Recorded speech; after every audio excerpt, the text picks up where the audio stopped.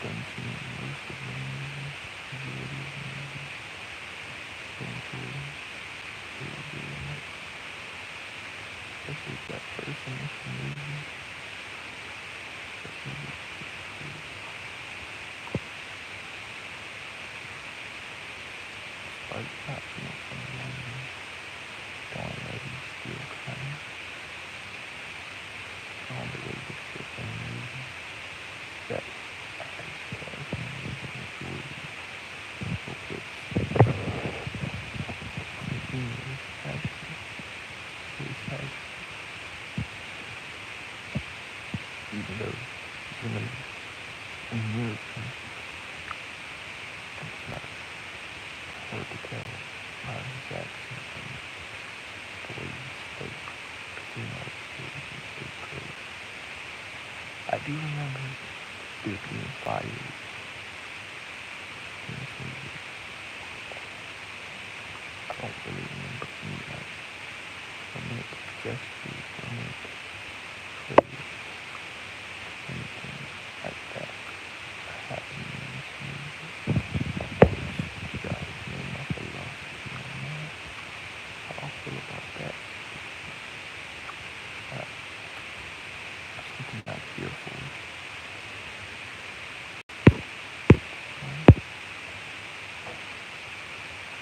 I can take it or leave it, honestly, in my movie.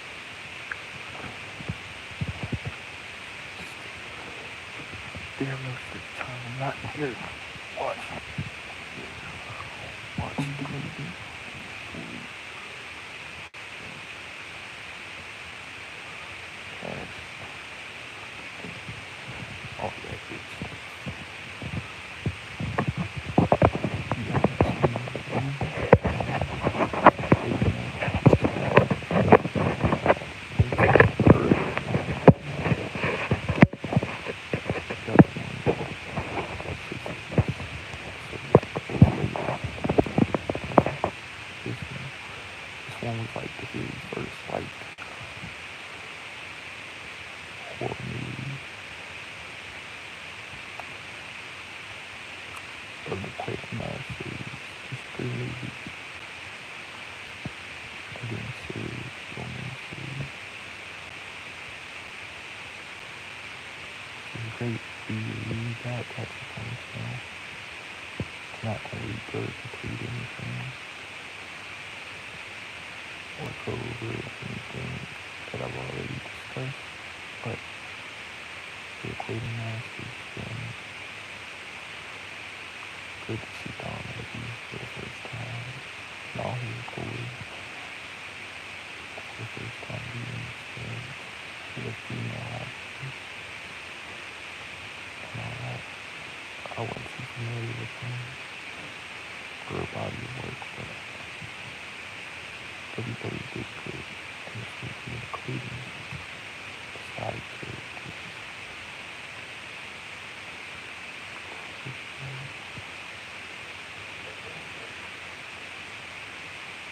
We'll get the trailer up to recap the movie off. Running into the water to try to get away from laughing what I believe is the creature, the little green looking creature. He says, Maddie, look.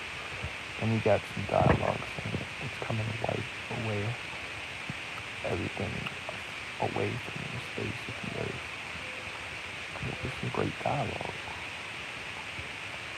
Because I think this takes place in outer space as well.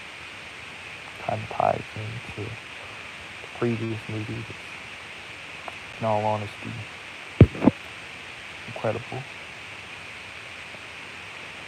But the last one I seen was the same. Took place in outer space. We got two, I think majority of them took place in outer space. But yeah, still very interesting movie.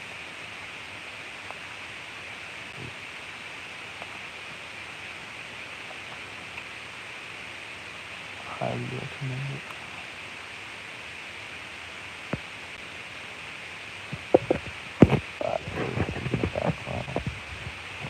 up on her projector and projecting something.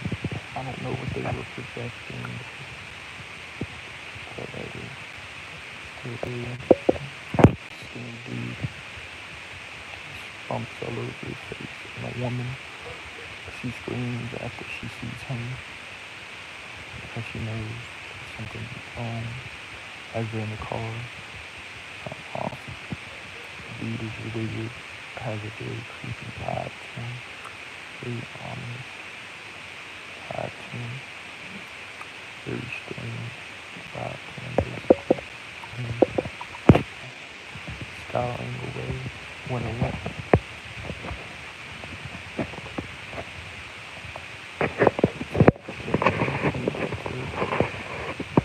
did a great job.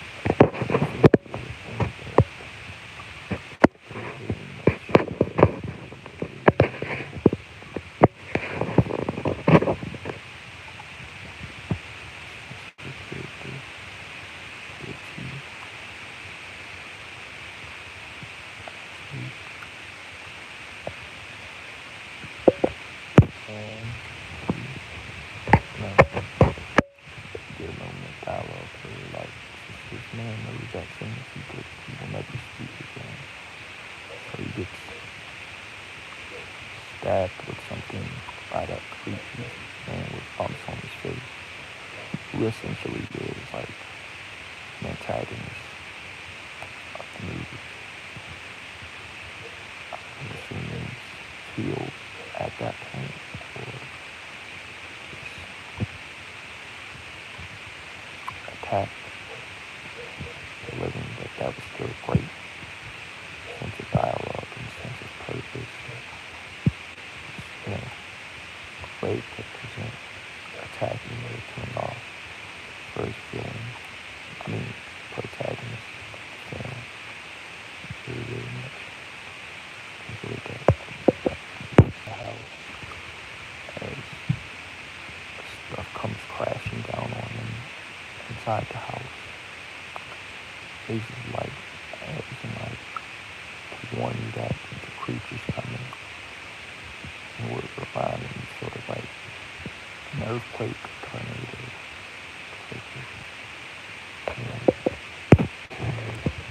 these people were scouring the wind because they know the creature's nearby, so they're trying to scatter away for their lives. Their lives in contact. It's smart. Get away while you can instead of just waiting until the creature strikes and it's too late. I really much like those characters who are smart and intelligent, know what to do before further disaster erupts. So I'd say that was very eye-opening and touching scene. So it's very much enjoyed it. Into 3 men went to outer space, you know, petting his head, checking up on him, eyesight, despite him being creepy. He came back, the distorted creature, 3 came in, 1 came out. That scene, that moment of dialogue was just great. Every movie scene is great. To kind of see where it's going like that, which I can appreciate it.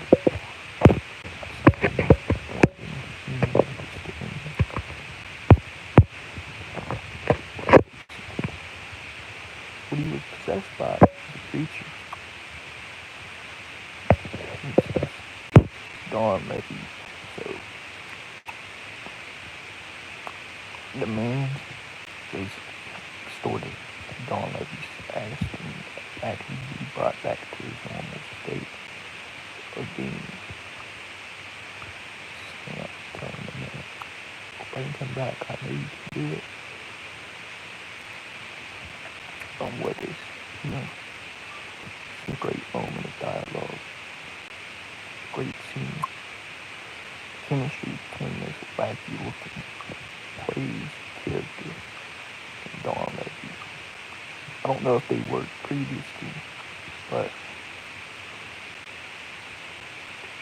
you would have never thought if this is their first time in a film together that it's their first time in a film together, because it comes off effortlessly, just like the last movie I recapped.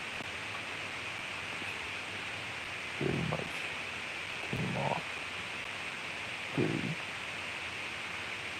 easy. It's like saying don't stop now, as we see that woman by his side, the creepy looking strange dude. The woman, I'd say this, she's consistent.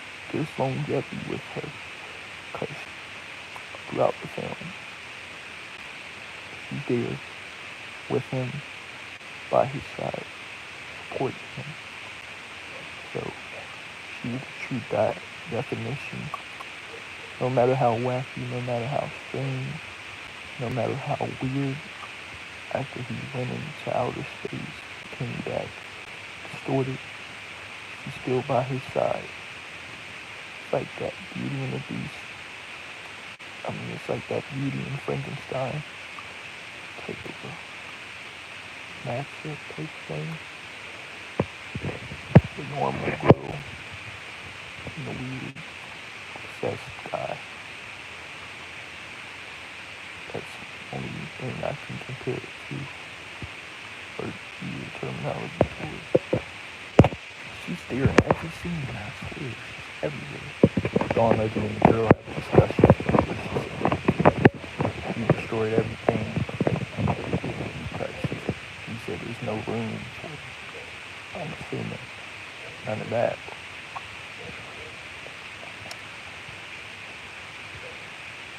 Which I thought was great.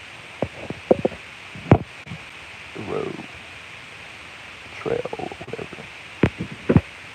And the scene was pretty interesting. But that, I felt to me, was kind of just there. It didn't have any real substance to it. The scene was just a part of the movie. Honestly, how I felt watching it. No real levity to why a cat would just be placed in the middle of the movie. Like, when you see the cat, something bad and evil is on the horizon and whatnot. The cat represents evil, and that's kind of why they say the cat, to let that be known. This cat represents something evil lurking. Okay. She's kind of walking along the road. 3 businessmen who I'm assuming kind of like trying to find a way to get to the creature and get him going. Basically. Which they came off very believable in the roles of businessmen. How they're marching, real serious demeanor and attitudes. I very much enjoy that approach, and it doesn't come off like it's forced or anything in the sorts. Unlike in Desperation, when you have Yushi as a cop, whoever dude came in, it came off very forceful. Besides the story not really being there, it came off super forceful. He didn't feel like a cop. At least in here, they feel like businessmen. Open door and you see a woman fall onto the ground. I'm assuming she must have thought it was the creatures or whatnot after her not realizing it's businessmen. Which I thought was interesting. The lack of awareness that was shown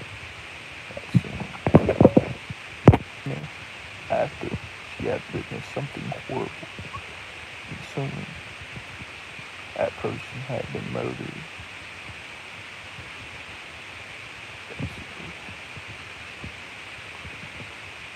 And you could see their body just laying there. Face cut off, not really shown, which is kind of mysterious. It leaves that mysterious element like, oh, who did this? What happened? How did it happen? Who done it type of situation that I typically thoroughly, if done good, not forceful, typically thoroughly like to some degree. Like the one movie where it's clearly a mystery and they didn't really show. You knew it was going on, but they didn't really show it. That was intriguing to me. Same here. You need to listen to that. Because they're trying to evacuate and delete, as Matt Hardy would say, bring the wrestling terminology. You know, they're trying to delete the locust-looking creatures, the green locusts. Almost like bringing caterpillar-type creatures off space.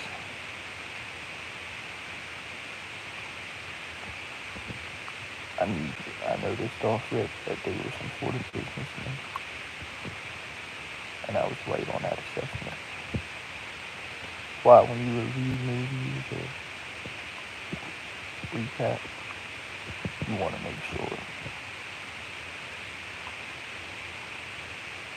everything you state is factually correct and not just hypotheticals or stuff like that. You gotta know, like, this happened. That happened. Still very good scene with Brian Dennehy.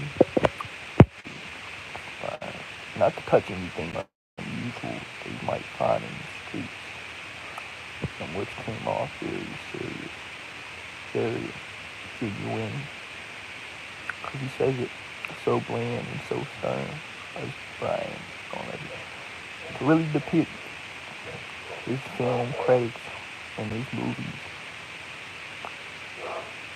I'd have to go back and watch them to see if he's got that longevity as far as acting goes, and as far as not being one-dimensional and, you know, being very diverse. Because I really like the characters who show that they can be diverse, such as Barbara Steele, such as, you know, Christopher Lee, such as Boris Karloff, such as Bela Lugosi, such as Donald Pleasance, such as Vincent Price. To me, some of the actors and actresses I appreciate. And that's when we got another fire, basically. And we see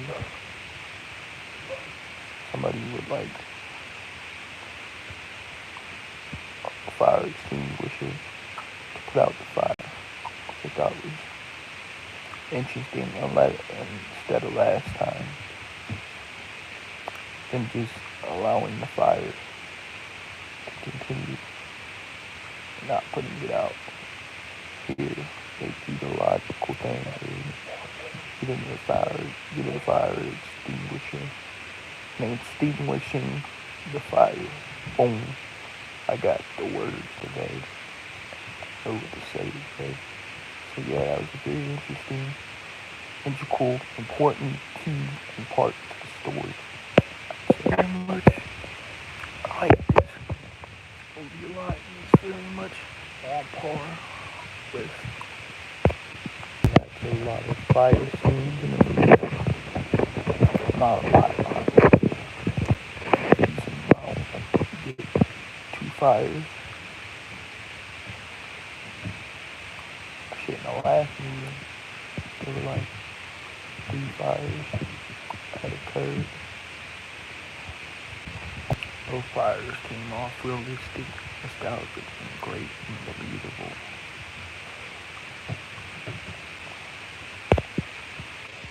See, I enjoyed those fires because they came off realistic. As for like other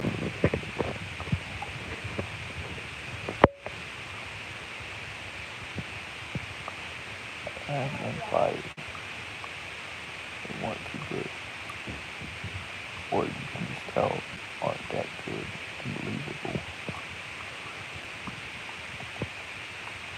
and forced.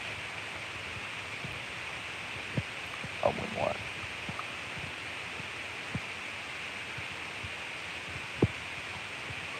For instance, what movie has a forced fire scene?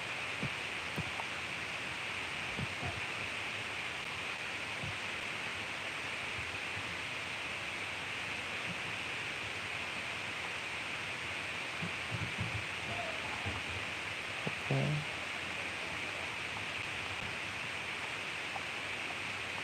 Like escalation scenes, those fire scenes are like very forceful, not believable, shit like that.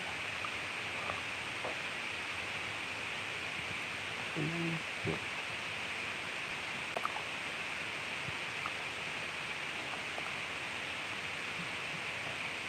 I still think Quake as the experiment is very well produced, well told, well made,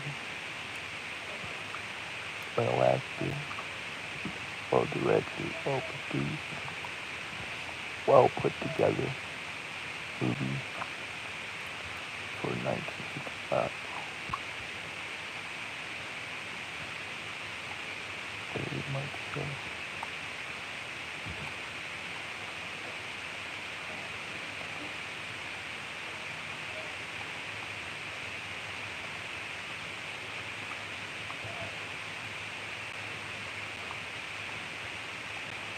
But if I haven't seen it, I highly recommend you see it.